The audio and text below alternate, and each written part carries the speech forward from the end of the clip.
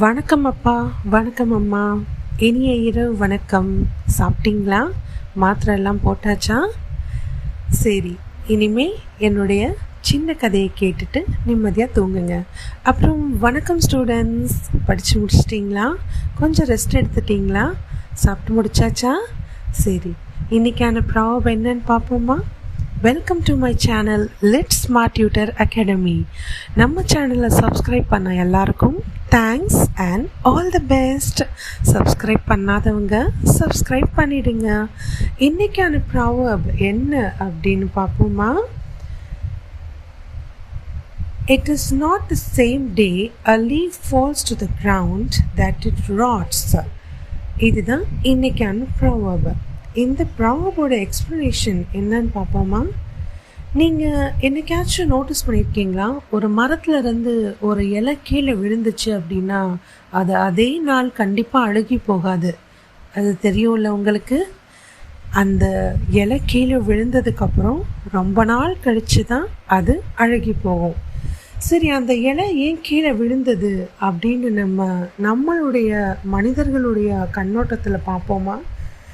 இந்த இலை கீழே விழுகிறது அப்படிங்கிறது ஏதோ ஒரு தப்பான காரணத்தினால இல்லை ஏதாவது ஒரு தப்பான விஷயத்தினால நம்ம செஞ்ச ஏதோ ஒரு மிஸ் அண்டர்ஸ்டாண்டிங் இல்லை ஏதாவது ஒரு சின்ன காரணத்தினால அந்த இலை கீழே விழுந்திருக்கும், அந்த தப்பு நடந்திருக்கும்.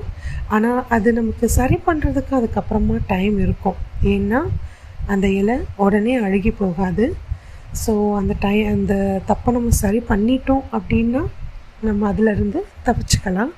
அந்த இலை மீண்டும் சில இலைகள் தளிர் விடுற மாதிரி அந்த இலை மீண்டும் எதற்காக வாச்சும் கண்டிப்பாக யூஸ் ஆகும். ஸோ இதுதான், ஃபாலிங் இஸ் குவிக். ரொம்ப சீக்கிரமாக எதுவும் கீழே விழுந்துடும். பட் ஆனால் ராட்டிங் அப்படிங்கிறது, அழுகிறது அப்படிங்கிறது ரொம்ப ஸ்லோவான ஒரு ப்ராசஸ் தான். ஸோ இதை நீங்கள் ஞாபகம் வச்சுக்கோங்க. எதுவுமே சீக்கிரமாக உடஞ்சிரும். அதை நம்ம சரி பண்ணி ஒட்ட வச்சிடலாம். ஒருவேளை நம்ம அதை சரி பண்ணலை அப்படின்னா அது கண்டிப்பாக அழுகி போயிடும், வேஸ்ட் ஆகி போயிடும். ஸோ இது ஒரு சின்ன கதையில் பார்ப்போம். ஒரு நாள் அருண் அப்படிங்கிற ஒரு சின்ன பையன் அவங்க தாத்தா கூட அவங்க கார்டனில் உட்காந்துருந்தானா. அப்போ ஒரு லீஃப் ஒன்று கீழே விழுந்துச்சான். அவங்களோட கிராண்ட்ஃபாதர் அதை பார்த்துட்டு சிரிச்சுக்கிட்டே சொன்னாங்களாம், பாத்தியா, அந்த லீஃப் கீழே விழுந்துருச்சு. அருண் சொன்னா, ஆமாம் தாத்தா, பார்த்தீங்களா, ஒரே நொடியில் அது கீழே விழுந்துருச்சு அப்படின்னு.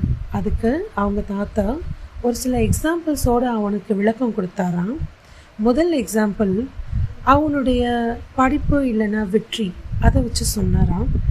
அப்போது நீ ஏதாவது ஒரு காம்படிஷன்லேயோ எதுலேயோ வின் பண்ணலை அப்படின்னா அதுக்கான காரணம் என்னவாக இருக்கும் அருண் அப்படின்னு கேட்டாங்களாம். ஒருவேளை நீ கிளாஸஸை மிஸ் பண்ணியிருக்கலாம், இல்லை சரியாக ப்ராக்டிஸ் எடுக்காமல் இருந்திருக்கலாம், இல்லை டைம் கூட வேஸ்ட் பண்ணியிருக்கலாம். அதனால் நீ வின் பண்ணாமல் இருந்திருக்க நிறைய வாய்ப்புகள் இருக்குது. ஆனால் அதுக்கப்புறம் நீ அதை சரி பண்ணிக்கிட்டேன்னா மறுபடியும் அந்த இலை, அதாவது மறுபடியும் உன்னுடைய காம்படிஷனுக்கு நீ கண்டிப்பாக தயாராகலாம், வின் பண்ணவும் செய்யலாம். நெக்ஸ்ட் லெசன் ஃப்ரெண்ட்ஷிப்பை பற்றி சொன்னாங்களாம். சின்னதாக ஏதாவது ஒரு வார்த்தை விட்டாலே ஃப்ரெண்ட்ஷிப் ஈஸியாக உடைஞ்சிரும் இல்லையா? ஸோ அந்த மாதிரி உடையிற ஃப்ரெண்ட்ஷிப்பை நம்ம ஈஸியாக பில்டு பண்ண முடியாது. ஏன்னா அந்த ஃப்ரெண்ட்ஷிப் உடையிறப்போ நிறைய மிஸ் அண்டர்ஸ்டாண்டிங்ஸ், ஈகோ, அப்புறம் சரியாக பேசாததுனால இப்படி நிறைய காரணங்கள் இருந்திருக்கும். ஆனால் அது எல்லாமே கொஞ்சம் கொஞ்சமாக தான் சரி பண்ண முடியும். அப்படி சரி பண்ணிக்கிட்டால் அந்த ஃப்ரெண்ட்ஷிப் மறுபடியும் ஒட்டிடும். தேர்ட் லெசன் நம்மளோட உடல் நலத்தை பற்றி சொன்னாங்களாம். எல்லா மக்களும் உடல் நலத்தை பற்றி நல்லா கவனிச்சுக்கிறாங்களா? இல்லை, ஏதோ ஒரு நாள் ஏதோ ஒரு காரணத்துக்காக உடம்பு சரியில்லாமல் போகிறதுக்கான நிறைய வாய்ப்புகள் இருக்குது.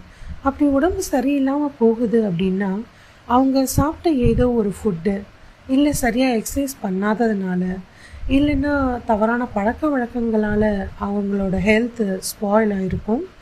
ஸோ இதுவும் ரொம்ப குயிக்காக ஒரு லீஃப் கீழே விழுகிற மாதிரி தான்.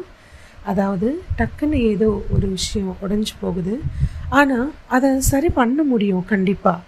நம்ம மனசு வச்சோன்னா சரி பண்ண முடியும். ஒரு வேளை சரி பண்ணலைன்னா என்ன ஆகும்? அந்த ஸ்பாயிலிங் அப்படியே போய் அழுகி அதுவே நிரந்தரமாயிரும். அதுக்கப்புறம் நம்ம அதை எப்போவுமே சரி பண்ண முடியாது. ஸோ லைஃப்பில் நிறைய விஷயங்கள் டக்குன்னு உடஞ்சிரும். ஆனால் அதுக்கப்புறமா நம்ம அதை சரி பண்ணிட்டோம் அப்படின்னா சக்ஸஸ், ரிலேஷன்ஷிப்ஸ், ஹெல்த் இது எல்லாமே சீக்கிரமாகவே சரியாயிடும்.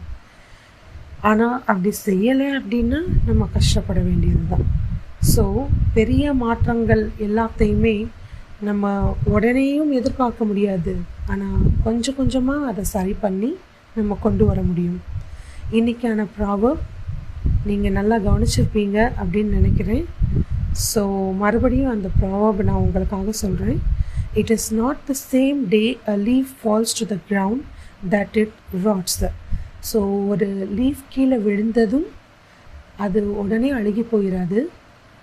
அந்த லீஃப் எடுத்து நம்ம சரியாக உபயோகப்படுத்தினோம் அப்படின்னா அது கண்டிப்பாக யூஸ்ஃபுல்லாக மாறும். ஸோ நம்ம லைஃப்லையுமே நம்ம ஏதோ ஒரு விஷயத்தை தவற விட்டுருந்தோம், இல்லை உடைக்க விட்டுருந்தோம் அப்படின்னா அதை சரி பண்ணிட்டோன்னா சரியாயிடும். இல்லை விட்டுட்டோன்னா அதுக்கப்புறமா அதை எப்போவுமே சரி பண்ண முடியாது. ஸோ இன்றைக்கி நைட் நல்லா தூங்குங்க. நாளைய விடியல் நன்மையாகவே அமையட்டும். நம்ம சேனலை சப்ஸ்கிரைப் பண்ணுங்கள், லைக் பண்ணுங்கள், ஷேர் பண்ணுங்கள். உங்களோட ஃப்ரெண்ட்ஸ் எல்லாருக்குமே சொல்லுங்கள். உங்களுக்கு ஏதாவது டவுட்ஸ் இருந்தது அப்படின்னா litinfo2025@gmail.com அப்படிங்கிற இமெயில் ஐடிக்கு நீங்கள் மெயில் பண்ணலாம். உங்களுக்கு ஏதாவது சப்ஜெக்ட் நாலேஜ்க்கான டவுட்ஸ் இருந்தாலும் கூட, இல்லை எக்ஸாமுக்கு எனக்கு சொல்லிக் கொடுங்கக்கா அப்படின்னு நீங்கள் கேட்கணுன்னாலுமே இந்த இமெயில் ஐடிக்கு மெசேஜ் பண்ணுங்கள். நான் உங்களுக்கு எக்ஸாமுக்கு என்ன சொல்லிக் கொடுக்கணுமோ சொல்லிக் கொடுக்குறேன். But only related to English. Thank you.